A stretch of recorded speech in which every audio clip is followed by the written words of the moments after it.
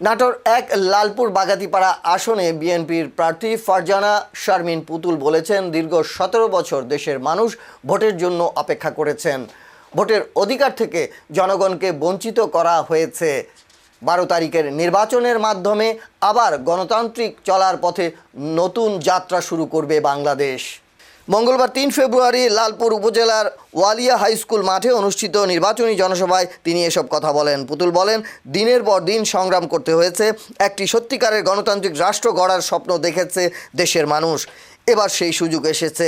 টেকনাফ থেকে তেঁতুলিয়া দেশের প্রতিটি মানুষ ভোটাধিকার প্রয়োগের মাধ্যমে প্রতিনিধি নির্বাচন করবেন এবং নির্বাচিত সংসদের মধ্য দিয়ে শুরু হবে গণতান্ত্রিক যাত্রা। জনসভায় আরও উপস্থিত ছিলেন নাটোর জেলা বিএনপির সদস্য সচিব আসাদুজ্জামান আসাদ, যুগ্ম আহ্বায়ক জিল্লুর রহমান খান বাবুল চৌধুরী, লালপুর উপজেলা বিএনপির সাবেক সদস্য সচিব হারুনা রশিদ পাপ্পু, ইফতেখার আরশাদ প্রতীক সহ স্থানীয় নেতৃবৃন্দ। দাঁড়িয়ে দুটো কথা বলার সুযোগ পাওয়ার জন্য একটা মিষ্টি প্রশ্ন দিয়ে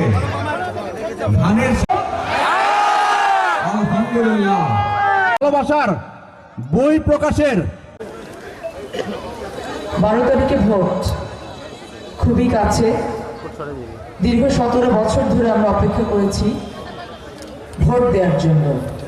একটি দেশের নাগরিকের সব থেকে বড় অধিকার যেটি তার ভোটাধিকার, এই অধিকার থেকে আমরা দীর্ঘ সময়কাল বঞ্চিত থেকেছি।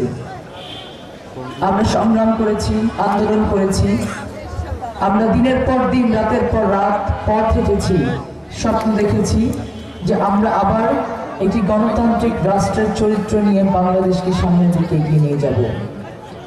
এই দীর্ঘ পথ হাঁটার পরে আমাদের সামনে এখন সেই সময় এসেছে যে আমরা বাংলাদেশকে আবার সেই গণতন্ত্রের যাত্রার দিকে নিয়ে যেতে পারব। সেই যাত্রা শুরু হবে ইনশাআল্লাহ আগামী 12 তারিখে।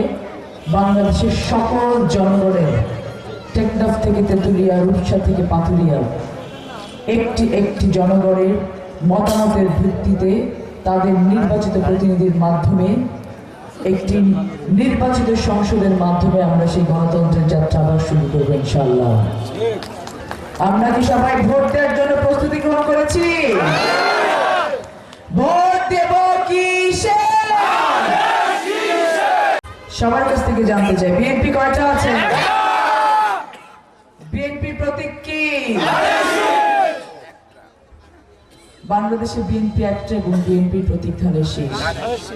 আমরা যখন একটি নির্বাচন আসে, বিভিন্ন প্রার্থী থাকেন, আমরা তখন বিভিন্ন এজেন্ডা নিয়ে মানুষের কাছে যাই।